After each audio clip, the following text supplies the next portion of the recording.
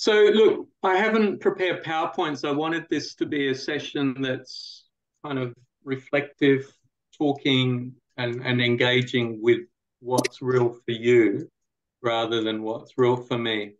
But I had a bit of a map of where thought I would go, and I want I wonder if we could spend a bit of time reflecting on the two words community and development.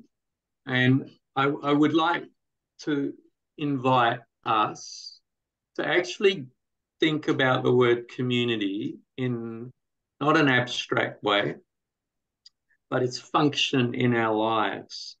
Um, because a community way of thinking is an alternative way of thinking to a service system world that we spend a lot of our time, our lives as professionals working in. And I just want to start with a very short story and then invite people to do a little 2 or 3 minute solo bit of thinking.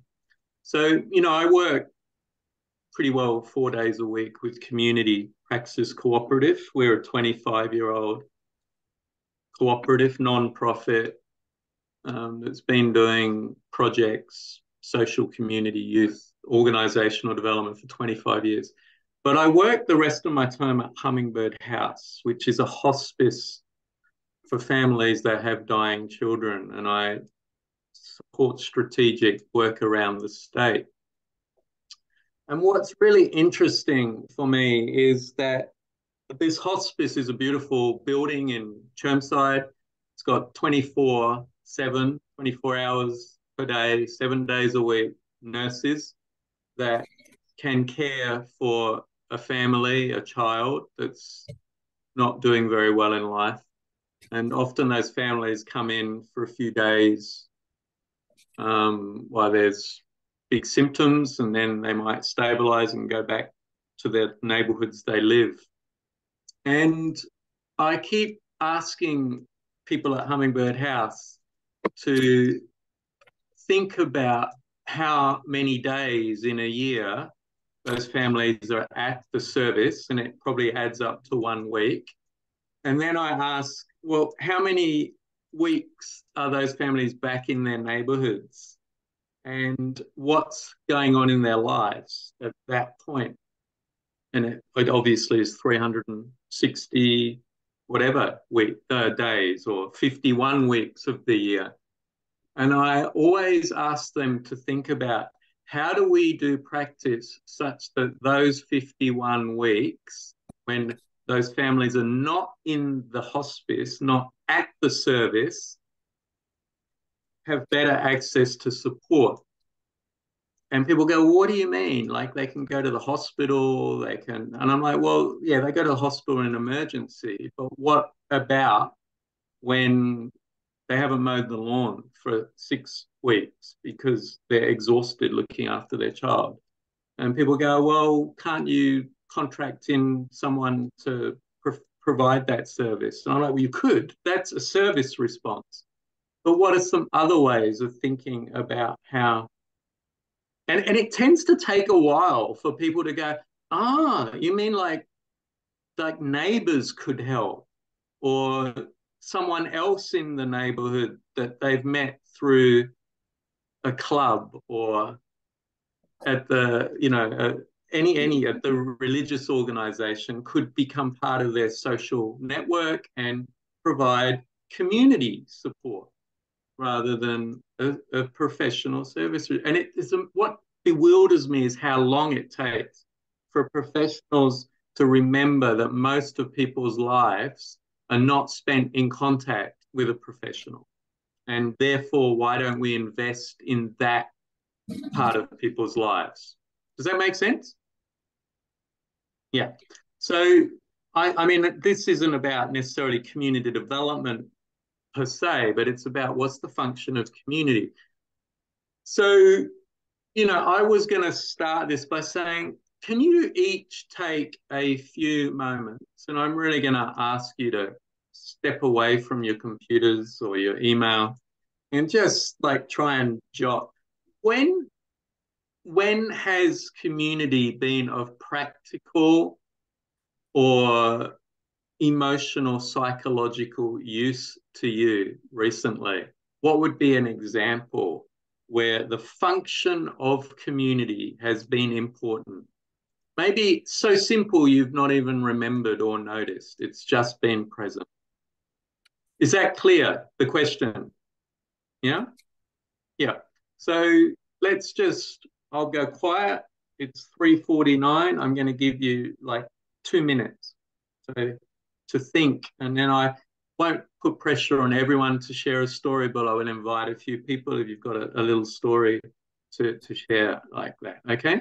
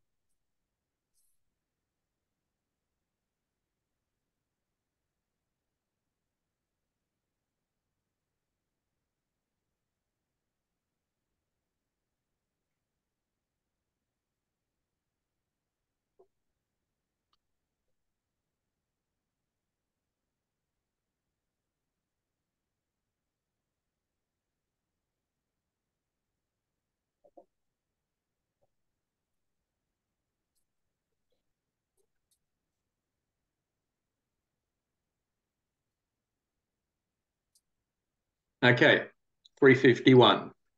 Um, I'll start with a quick story. Last year, we had a big storm come through Mullaney, took down a tree took down our power. We were without power, and that power loss became very obvious. It was going to be a few days. It takes SES a while to come and put your power back. We were a bit stuck. We didn't have power.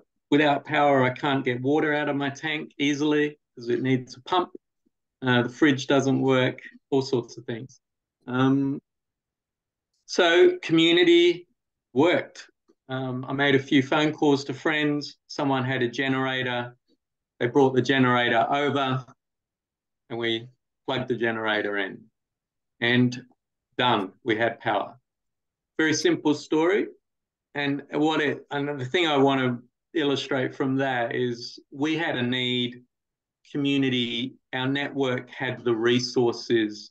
And so community function is quickly and very organically to link need to resource through relationship in a way that if you don't have relationship with people, you have no options. And that's often when you turn to professionals. You need services when community can't function. Okay, so that's my story. So just curious, what other stories? It might not be as practical as that. Does anyone want to share? I'm not shy because I don't think I'll be able to stay for the meeting, sorry, entirety, but Brian here. One is, I suppose it's not so much a personal part, but a professional bit as well, was when I was a city council, same as most councils, you have your own share of crime and vandalism, or in this case, graffiti. Being under-resourced, as most councils are, we had a community group come forward and just say, we can help look after this by every second day going around painting over the graffiti. All you have to do is supply the paint material. It was I suppose, like you mentioned, then there was a need. We were the opportunity to resource, and we didn't have to go out of our way as such. Yeah. So, again, a problem or a need, yeah, rather than a response just of government in that case, so a community organisation that wants to meet that need. Yeah. So the network.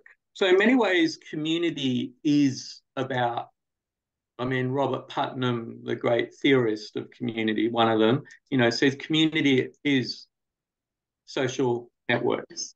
We can actually sort of measure what your network is. And so the more complex or embedded people are in networks, the more access they have to resources. And I don't just mean physical, practical, but social, emotional, psychological resources as well. Anyone else got a story they'd love to share?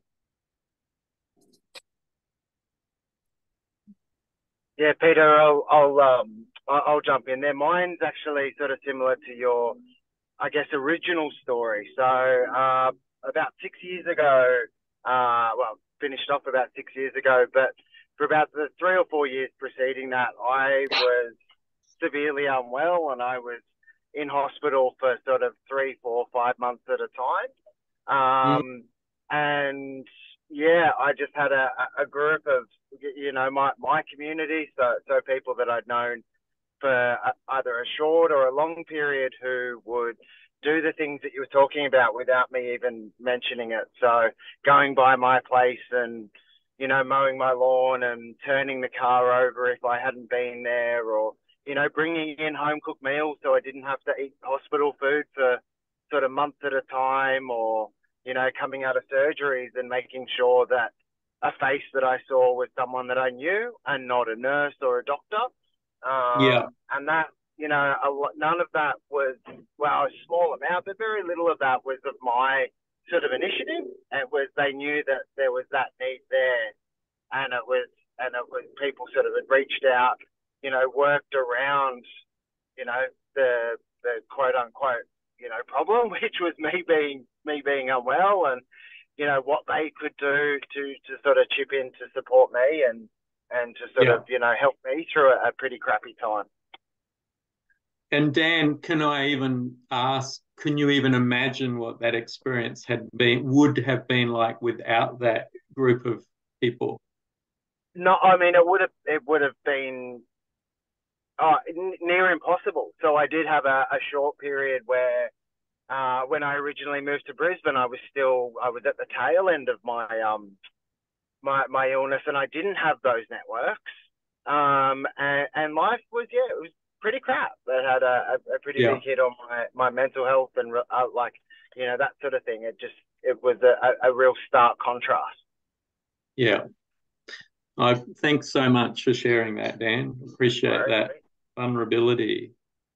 And Peter, I was thinking about this, Kate. I was thinking about when I became a new mother, and it was in a pandemic, and someone who's connected to a lot of relationships and a lot of activity and busyness, and then being home with a little person that gives you lots of loves and snuggles, but not much else, and how incredibly fortunate I was for the network of neighbours that I have in my street, and some of the action that I also took to make those connections. But, for my neighbours to welcome me over for cups of tea and, listen to the stories of all the little things that new mums see, and to spend time in the garden between that 3 and 4 o'clock in the afternoon when you're just waiting for your partner to come home or for some other contact in your life. That was just so important. And that it was mutual as well, Peter, in that those interactions, my older neighbours would ask me things about their phones and their technology and the services like the click and collect at the library and how to use these things. And so it was this sharing of knowledge and resource on both sides of the relationship. Yeah. No, and I appreciate that addition, because, when we talk about social networks in our life and social capital, what the characteristics of those relationships are about reciprocal mutual relationships.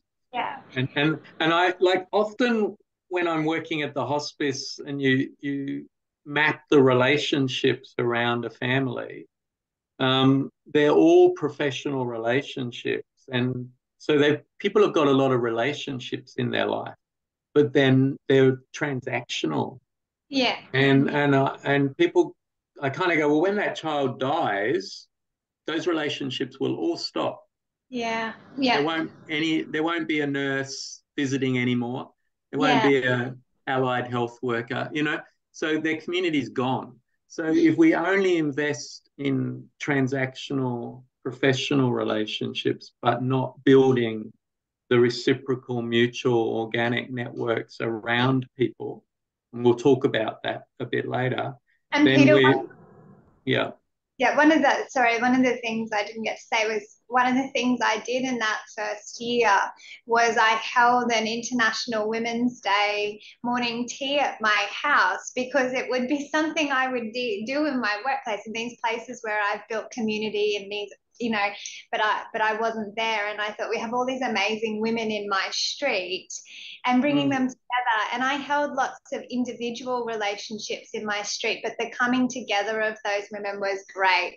And that, there was that checking in of, oh, and what number are you? And who is that? And I've seen an increase in open communication amongst all of the houses. Yeah. I'm aware, I think, Rachel, you had your hand up, so you might have a story, but is that right? Just checking. Yeah, but that's okay. If you want to. Wait, I'm happy for you to come in with a story. I just want to add to what Kate's saying. And I really want to state this clearly, like particularly community praxis co-op in a lot of my writing. I have argued community development is both a citizen project and a professional project. Okay, both ends. So, when you've got active citizens like you, Kate, doing that kind of work in a street, that is the citizen project of community development. And for me, that's the dream, a movement of citizens who are re-engaged around civic work, taking responsibility, bringing people together around issues, concerns. And of course, part of the problem in our society is that seen a significant decline of citizen activity. People just want to be serviced, people want to consume. And so we've had to think of community development as a professional project, how we activate stuff in place and in networks. So I just want to highlight the citizen and professional project. Sorry, Rachel, over to you. No, you're fine. I think it's relative. I'm not too sure. As a citizen, I heard something that activated my professional cap, and it in a structural setting, a person had experienced really negative transactional duty of care responses.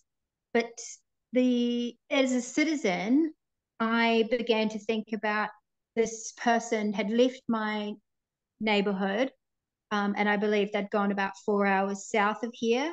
And as a citizen, I knew that this person could do with some other citizens around them of their culture. I didn't have the cultural capital, but what I did have is this, in the new meta space, I suppose, I consider myself a citizen in a community of like-minded individuals who kind of cluster around this one lady who has a voice for a lot of community projects. I reached out to her, and I didn't request in a professional cap. I said, essentially, as a citizen, this is the situation. As a citizen, can you activate your network? I don't have the cultural capital to do it, but can you activate your network to try and find this person to see what they need? Any kindness, any caring? Do they need aftercare support, XYZ? I think in terms of any resources I've had to use as a citizen, that's the one that really sticks in my mind as a kind of a community project, I suppose, in a sense. Yeah. I think. Yeah. Well, you're intervening into the networks, and that's how community operates. And there are, the obviously the theory of social capital says, there's bonding social capital where we have networks of people very similar to us, usually, same education, maybe same cultural interests, and And then we have, bridging social capital, where we work across those differences. And obviously, a really healthy community, you can work between networks of different cultures and subcultures. So there's a lot we need to understand about community. And I guess I wanted to foreground this conversation at the beginning, because community development can become very abstract if we don't ground it in actually what we're trying to do here. The word community is about people having relationships in their lives, okay? And the reason is, as I quoted Steinbeck, alone I am bewildered. If we're alone, we really get stuck, okay? So, and we often feel very stuck alone, and until we find a way of voicing our dream or our concern, our idea, our challenge. So, hopefully people do have networks in their life, but often they don't, as that's part of the contemporary neoliberal problem. So the word development then comes along. We go, well, if community is about networks, what is development? And my very non-academic definition of development is that people get unstuck, that they have options in their life that they didn't have before they were embedded in new networks. So, once we start thinking, well, community development then is really about these three movements. And I don't know if any of you watched the video, but, it's I'm not into definitions of community development. They're interesting to explore, but there are hundreds of them. And there are very different traditions now, which we could talk about later. But the key movements are pretty orthodox, and they are, does anyone imagine what the first one, or remember from the video that I asked people or invited people to watch, which is linked to these stories we're telling? The movement of I to we, okay? So, yeah, we always in community development see that people alone don't know what to do. And our job is not to create solutions, but is to bring people into forms of we, where people can collectively work out solutions. Okay, so always the I to we. Does that make sense? Oh, you didn't see the video email. Sorry, it went out in the very first one. It was an invitation to watch the video that we had made ages ago. So I really just want people to remember that always our practice, if you're in community development mode, is not when you hear someone share their concern or their problem or their pain. A young person might share, I'm really just can't get a job, I'm unemployed, I'm sick of it, I feel like I'm useless. That might be their narrative, yeah? Alone, I am bewildered. As Schumacher said, to be poor is to be convinced of your own ignorance. So, it's not to be ignorant, but it's to be convinced of your own ignorance. So, if you are alone in a concern, often you feel like it's your fault. Yeah, I'm poor, I'm unemployed because I'm shit, something wrong with me. And people might have other stories that they want to share. But our work always says, well, let's find other people that have the same concern or a similar concern and move to a we. So I want to weave one story. Many people might know I used to work at QPAS, the Queensland Torture Trauma Agency, started their youth work program many years ago. And I really loved that work. And when I started that program, one of my key interventions was to get youth workers hanging out in schools where young people from refugee backgrounds were. There was a few schools around Brisbane, like Coorparoo, Sunnybank, McGregor High, Yeronga. I just said I want my youth workers to have access to those playgrounds, and I want them to be able to build relationships and hear the stories of those young people. So obviously we had to negotiate and navigate access into schools. Youth workers hang out, build relationships through playing sport, listening, just playing around. And then the stories start to emerge. And I always remember in Coorparoo High School, one young boy from a Somali background saying, you know what, Peter, I just cop racism all the time. I talk in my language with another kid that speaks Somali, and then the teachers get angry with us that we're not talking in English, that we're talking in our own language. We get pulled up for detention, or other kids obviously being racist towards us because we're black, etc. And it would be very easy for me to go as a youth worker to then go into solutions.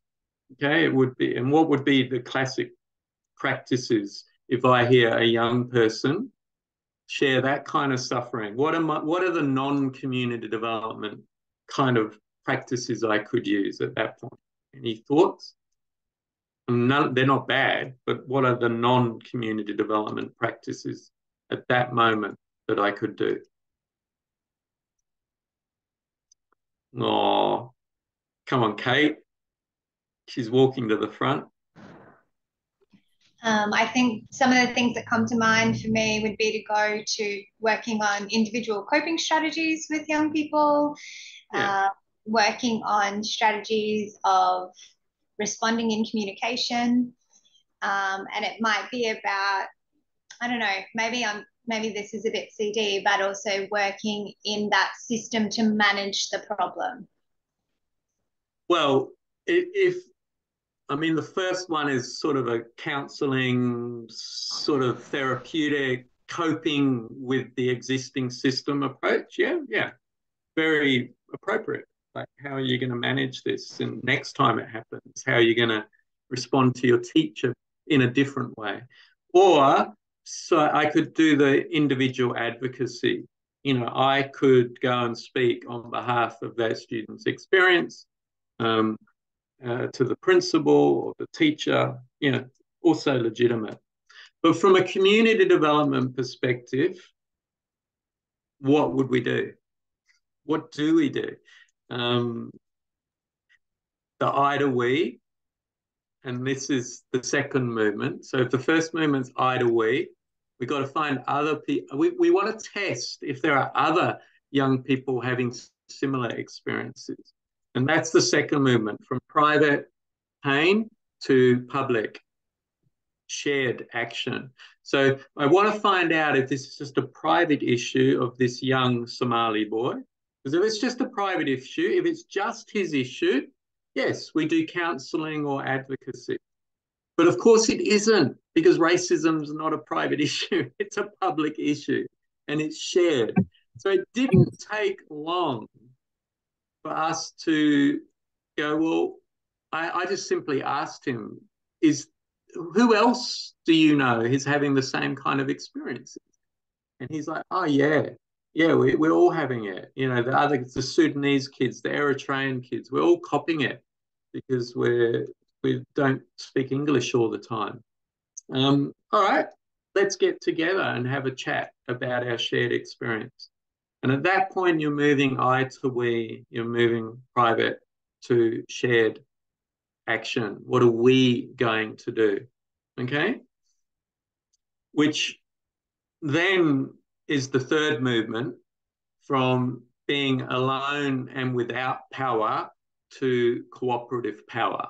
Because poverty, marginalisation is about power. Okay? And when you're alone and bewildered, you have no power or very little. But suddenly there were 8 of us, 8 black kids, some Sudanese, Somali, Eritrean, myself, a youth worker, sitting around a table having a conversation about their experience of racism in that school. And there was a sense of power. It's like, we can do something. We can, which they couldn't do alone. Okay. So, does that make sense? I want stories of clarification before we push on. I mean, is the story and the practice kind of making sense there? Please, someone write in chat, say something. Kate's putting a thumbs up. Any questions about what I'm suggesting in this? Hmm?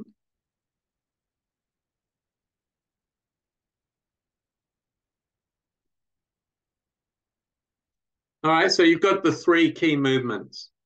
I to we, private concern, which is what people feel their concern is, to actually it's a shared concern. This is the big movement. Is the issue shared? And Brian, I'm thinking of your story, graffiti, it's become a very public and shared concern. And of course, that's the concern of community. And I think one of the challenges in your story is, well, how do we hear the stories of the young people doing graffiti and discover what the shared concern is there? Which, because we're obviously aware that many issues of crime and behavioural issues are often linked to an unheard need that's going on. Which I'll probably agree from that community view. I'll agree completely, because if it's only one person's concern, it probably doesn't carry as much weight. It's still important, but it still doesn't carry as much weight. But when it's identified as a community concern, it carries a lot more weight and a larger voice. So that's when in actions, more things to be done. Yeah, and this is where, in Queensland, we're obviously running a whole massive tide where community concern around youth crime has become such a big thing that we're kind of losing sight of what's the deeper concerns of young people that are leading to this kind of populist movement of,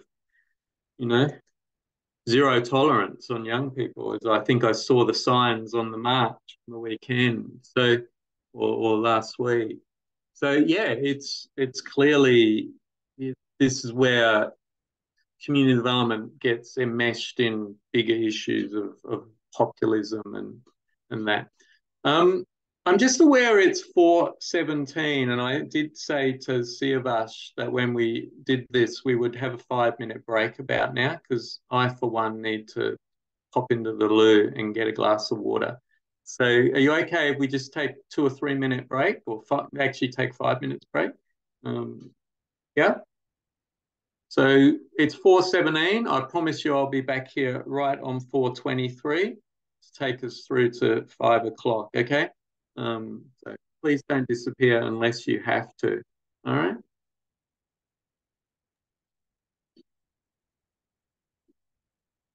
And if you're still online and haven't got to write your name in the chat and your name of the service, if you're working directly with young people, and your postcode, I would greatly appreciate if you could do that. Follow what other people who have done it. So postcode, name of your service, if you work directly with young people or not. Thank you.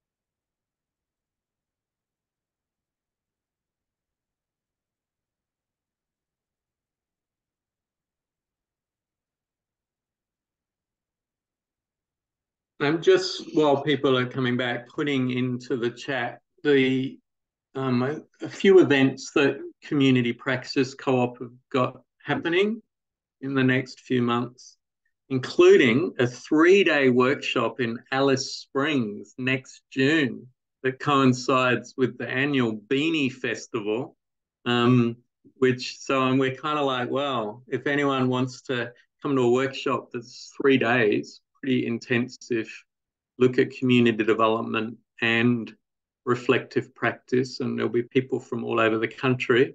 And then go to the Beanie Festival. Who's heard of the annual Beanie Festival in Alice? Yes, Kate. It's pretty special apparently, and I've always wanted to go. So there you go. And then a few of us are going to do some walking in the West McDonald Ranges on the Larapinta. So, have a look at the links. Think about your networks, or we're doing a 1.5-hour online seminar. There are 2 one-day seminars in the Quakers in November and March next year. So if people want to come and really look at a methodology. So today we're not looking at methodology, although I'll just kind of say a few words about method in a moment.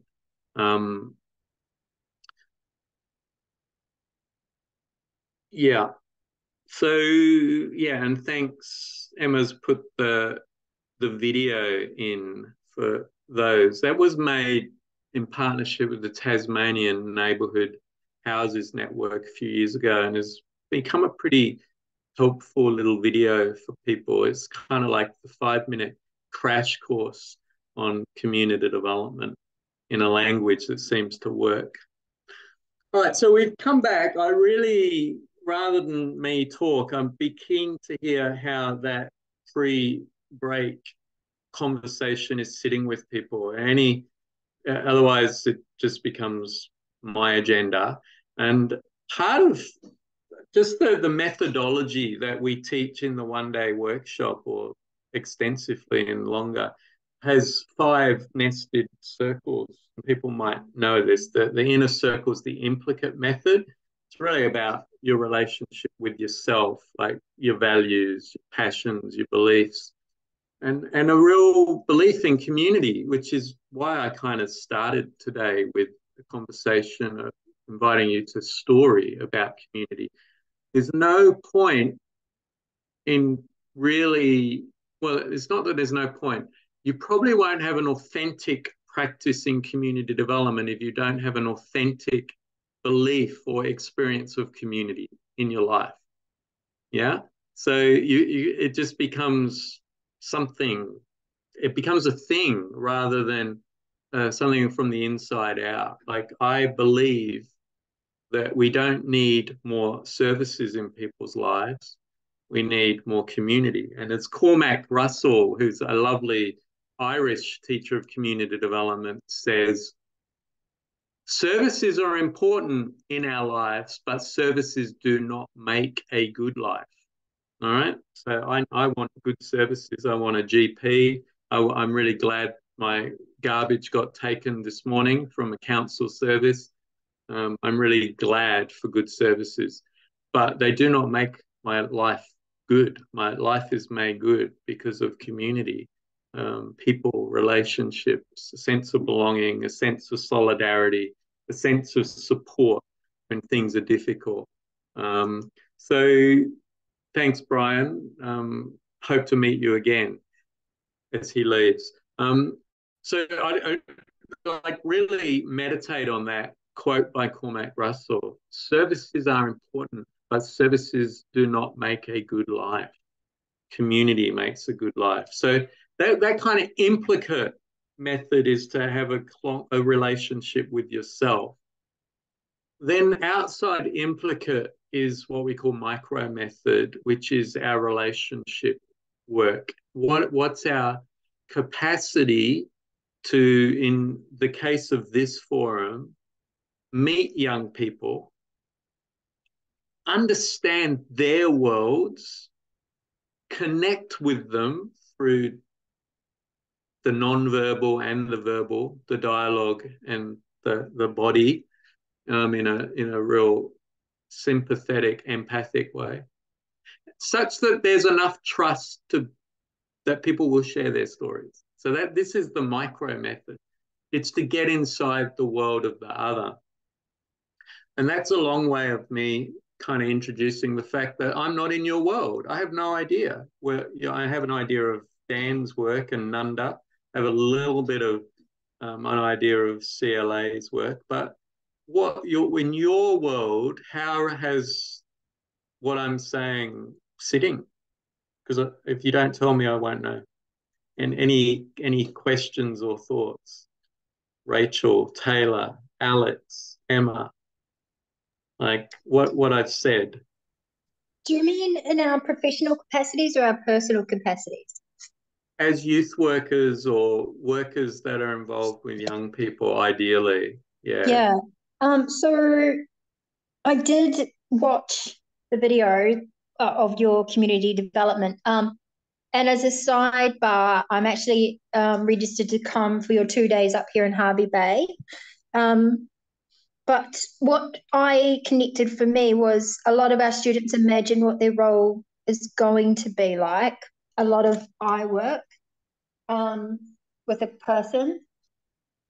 And it really dawned on me that whilst our students talk a lot about person-centered, they're learning it as opposed to experiencing it in a real time. What does person-centered mean?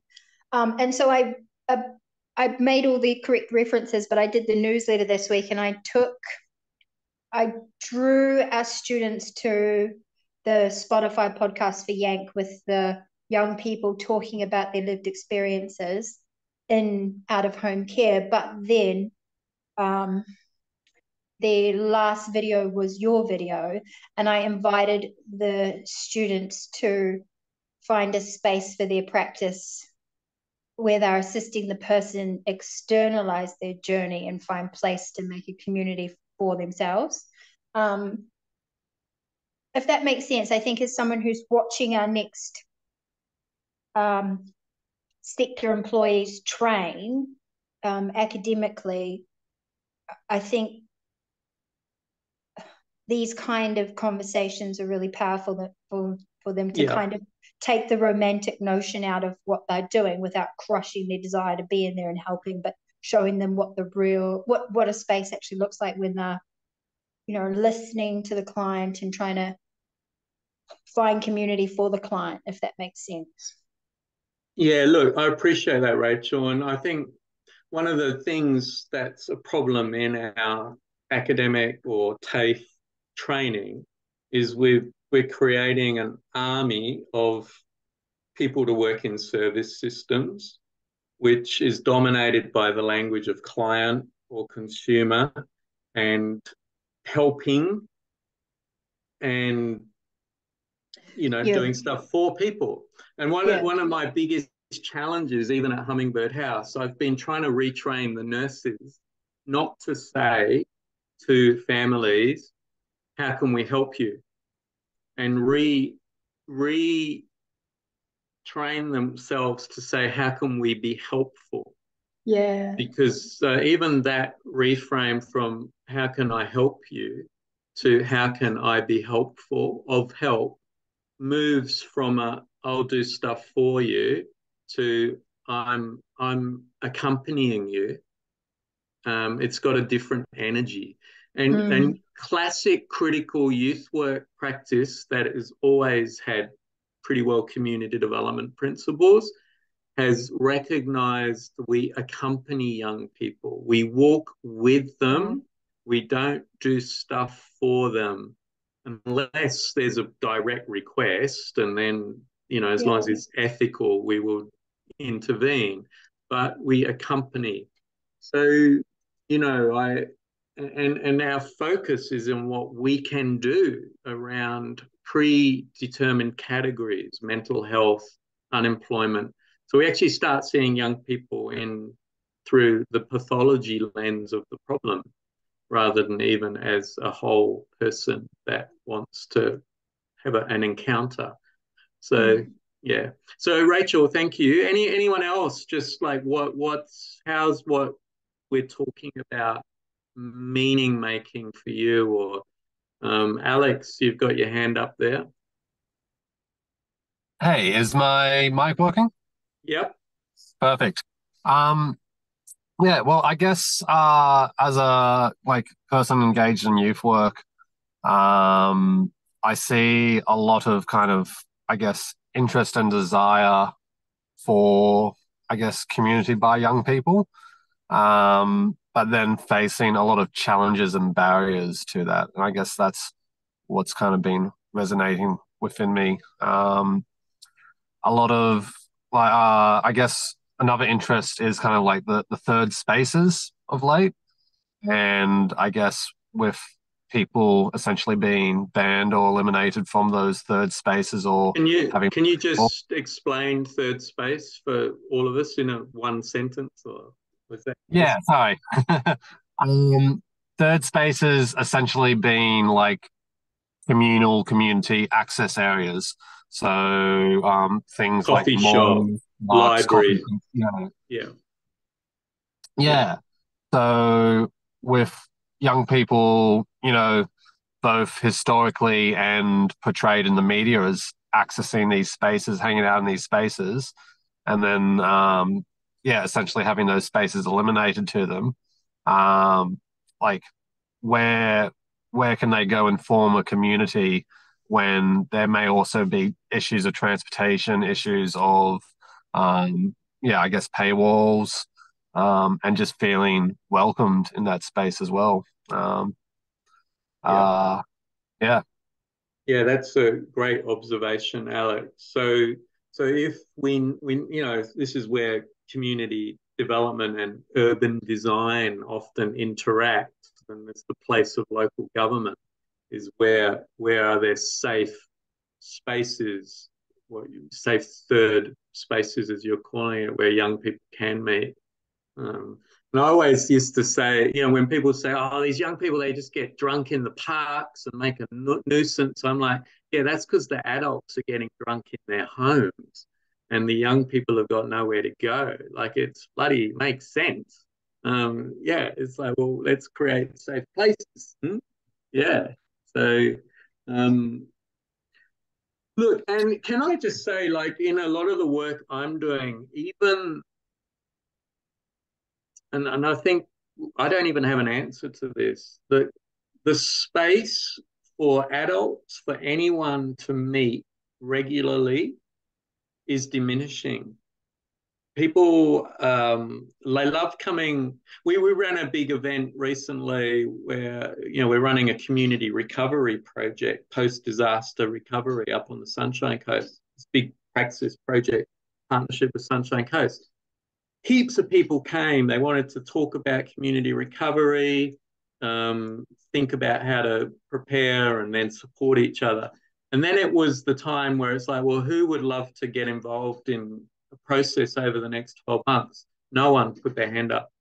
People are so time poor that people are like, no, I'll come along and get educated, but I'm not going to commit to anything. So I think we're also living in a time where it's very difficult to get people on that collective journey. So So thanks, Alex. So anyone else, how's this conversation playing out for you and meaning making in your work? Siavash, if you unmuted. Yes, Megan's got her hand up. Oh, thank you. Megan. Thanks. It's me. It's Kate. I suppose a couple of things there is when you were talking about how can I help you, and even the question of what would be helpful, like it's not even necessarily something within the service that can be helpful, and finding ways of broadening it out to those threads of a much wider lens of what people's lives are and what young people's lives are. And then I think that as we've been talking through, and I think as Alex was talking through, it took me to the TED talk by that fabulous or Nigerian woman, I think. The Dangers of a Single Story. The Shaminda. Yeah. Yeah, Tim. yeah. Yeah. I'm sorry, I don't know her name or am able to pronounce it. But those dangers of the single story that really leave that narrow lens of how someone can be understood or what to expect from them as well, because it's just young people are bad, or young people are aimless, or young people are incomplete. That story of Yeah. youth. We need to finish them off. Like, we need to educate them, or they're not yet able to contribute because they're still young. And they're all really dangerous and thin stories. So Yeah. it got me Yeah, it thinking. reminds me of Rob White's old work on the social construction of the youth category. Yeah. Like we see the youth category, and that then shrinks what we see, hey, rather than this person who's Yeah.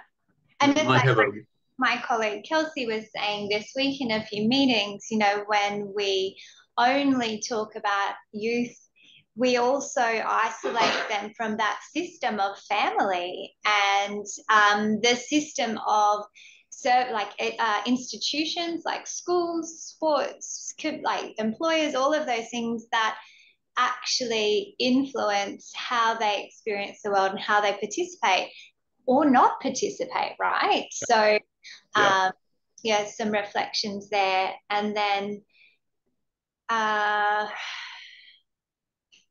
where did you go after Alex, Peter? What, Well, we were talking about third space and that public space. Yes. public design, urban design, yeah. There was something else that jumped out of me. I feel like it was around, you were saying people are so time poor. Yeah. Yeah. And I think, you and I had a conversation the other week one-on-one, and I think I've had this conversation with my own team, but in coming back from maternity leave post-pandemic, just seeing how pooped people in the sector are, because that experience had organizations turn inwards, work out how they were going to do this thing. And it was this, the support did become quite transactional. Groups whittled away, projects whittled away. It wasn't as easy to do that. And then we've come out into the housing crisis and financial crisis where things are really clogged and slow. And so this individually focused work is really heavy, and there's a high demand for it. And so that leads me to the question of then, what does it take to bring people together in that environment to show that might actually alleviate some of this individual challenge? There's a bit of work that needs to go in, but then in the long run, it can alleviate the challenge, because we were talking about building belonging and solidarity and connection, and that those things can alleviate some of the personal pain. But also to acknowledge the reduction in service delivery in the youth sector. So that there has been a retraction in service delivery. There's lots of short-term 12-month projects. I'm pretty sure I rattle on about this every time, but that is making a significant impact, because say our team here is holding relationships across the network and across the system, where when I first started, there were 6 workers holding those relationships, and now there's really 3. And then we can add that out across the youth organizations just in my region. So it's a lot harder for workers to be holding those relationships and networks and doing the work, because the volume is so much greater. Yeah. So people get pulled into the crisis, service work, and that's inevitable and appropriate in many ways. And I guess this is where, if the micro work is the relationship building with the young people or all sorts of people. And, we haven't got time today to investigate micro work, other than your insight around, the single story. And of course, when I teach micro method, I'm still amazed at how many people's first question is, what's your need? What do you need? So this need-based question becomes the first part of the dialogue, and this sets up a whole service kind of transaction rather than, well, what's your story? And then that widens the seeing a young person in an ecological system. That's the micro work.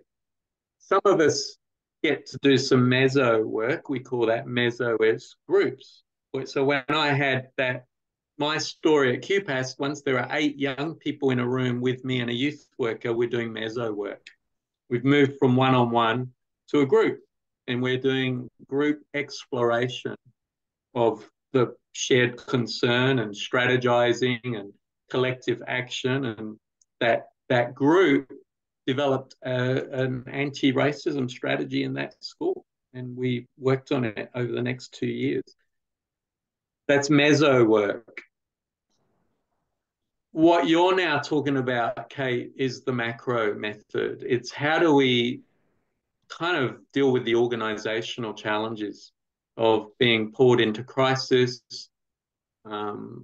create space for developmental work, even if it's a small amount of space, and the meta work, which is really how do organizations band together and work with a meta structure like YANK, which is, statewide structure, to look at the structural issues about resourcing youth work. Now, of course, the more we're pulled into service crisis, the less energy we've got to do macro and meta work. Does that make sense? So this is our dilemma. But if we don't do that macro meta work, we'll just be pulled into the whirlpool of crisis. Yeah. So that would be my analysis of what's happening here, which doesn't make it easy, but it's just where we're at. Thanks for the TED Talk link. All right, so we've had a few people say this is how you're making meaning of what we've said. So that was my way of introducing the method framework that is really moving the idea of community development into practice. So implicate method, what's our own values around this? What's our real beliefs around community and its function in people's life? What do we really, really at an authentic level think of as development?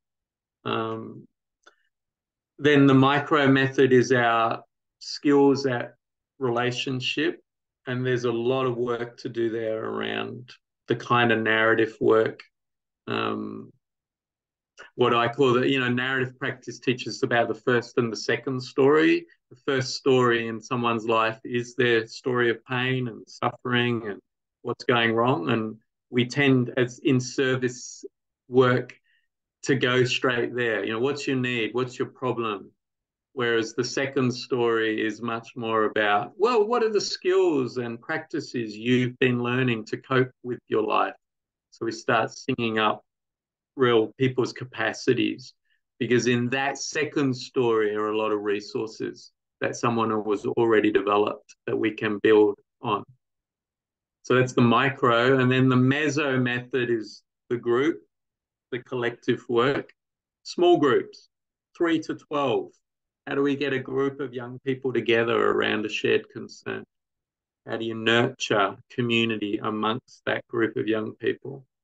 And, and I'm thinking, I heard, I think, a couple of people working on youth employment, So obviously service work links a young person to an employer or a job prospect or skills development, but community development would obviously bring young people together to come up with some collective ideas of what to be done.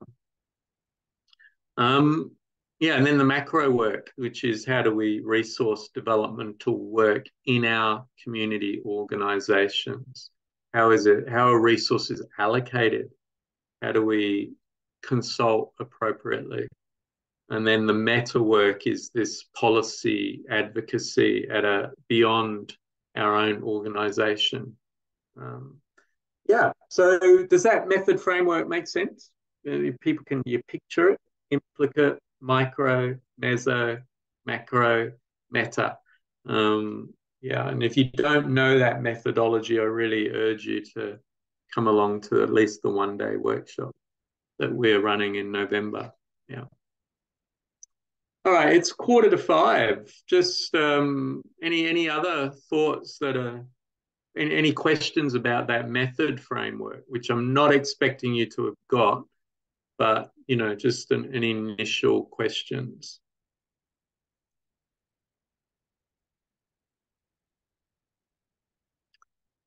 People are like, it's 4:45. I want to go home. Peter, ask a question, and that's about when relationships in a context of youth work are based on have parameters, so called professional parameters now, whatever that is. Does that create a artificial barrier to genuine building of that community where so I'm struggling with that because it seems that it's sort of that intervention is more suited to that crisis response or responding to need, as opposed to something in the community where it's actually driven by community. So like, your example that you mentioned, like, in a crisis, you have a community, you come together. It's very different to a professional thing of calling SES to come for a help. That one has a limit. The other one is ongoing and contributes to development. So the person who brought you the generator, is, that relationship continues in a different way. So I struggle with those two elements of how much they're like in that private individual that you were saying. Yeah. Yeah, it's possible in that professional sense. Yeah, look, I think the question of ethics and boundaries and in youth work is, a really interesting one of, because, we're publicly paid workers with a role, yeah, taxpayer money, very clear ethics. My understanding is you've got like that circle of the public, then you've got a circle of the private. Like I have my private world, I live in my home, and I wouldn't invite a young person I work with to my home because it's a private space and I've got ethical issues. But there's another circle called personal, and I believe we can build profound connection and intimacy in being personal and authentic with a young person in a professional relationship without crossing into that private. That makes sense. And I think, we could obviously run a very big workshop, and I would, people who are really in youth work right now would probably have a lot to say. And I would suggest many organizations have pushed too far in the professional boundaries. We're not even meant to be, we're not personal even. We're not allowed to bring who we are into that work. Well, in community development, you can't not bring who you are. Yeah? You bring all your humor, your gifts, your personal nuances, and that's what young people love. They're like, oh, this person's real. They smell the bullshit if you're just a role, but that's not saying you to that private sphere. That's got to be kept very careful in a bounded way. Yeah. So that's my quick response. But there's a hand up in the CLA box. Peter, yeah, Shivas, when I heard you talking about that, it made me think of some of the work that we do and have done over the years, where it's about bringing people together when we're hearing that common thread in the personal and private, and saying, actually, this is coming up like for more than one person. What would it be like for them to know about that? And it might be issues based, or it might be experience based, or identity based, and that by asking them and saying, hey, we know of some other young people as well who are experiencing this. Or you know what? I've actually had 3 people asking me the same questions this week. Yeah. What would it be like if we got together to have this conversation together? And then that, in a way, is that starting point to even see if they want to get traction to continue that community-based way of interacting around the issue. And also that we then continue the individual where appropriate. It's a both and. Yeah. And recently, when we've done that around particular issue, young people in that individual, that personal space went, whoa, is there someone else like me at this school? Like, wow, okay, of course I want to know who they are, right? And then things emerge from that, and we don't have to have the full agenda around what emerges, because that comes from the stories. And well, that's beautiful, and that's the practice. That's exactly the practice. That's what this methodology. So if young people haven't met each other, we introduce them to each other as we hear the stories, and with their permission, and we navigate and negotiate confidentiality transparently in a way that is, authentic, but we can bring people together. And young people want to meet one another, absolutely. I'm that's around a whole range of different things, whether that's about their sexuality or gender identity, or whether it's their cultural identity, or their experience of homelessness or something else. And then, like, even when we were doing more structured group work, themes emerged around as Peter was saying before, racism and their experience as a collective of how teachers interacted with them is a much more powerful process than the individual advocacy around difficult young people. So that there's been a whole range of different things that have emerged as we use those processes. Yeah, and I'd echo that as well, Kate. Like when I jokingly call it sort of the aha moment when, a young, or anyone really, but in this space, is brought into a communal space where, they talk about something that's personal but that's not unique, and then they realize that it's the system, not them, that has the issue. We talk it all the time with barriers to employment, where people are like, oh, that's happened with you and you and you. Well, then it's not me. This isn't about me. And it's just, you just see this weight off their shoulders. Understanding that it's not a personal issue. It's personal, sorry, but it's private. Not unique. And it's not a failing of theirs or anything like that. It's a failing external, and that by coming together with other people like that, they can take that private to public. And that's great, Dan and Kate. And that, then we kind of go, okay, how do we support that collective group, 3, 4, 5, 6, to build a better analysis of the problem? And if they haven't already got that, we support that process. And to bring some of those threads together, Peter, that we've talked about this afternoon, I'm thinking about, I don't think the fellow from the local government is still here.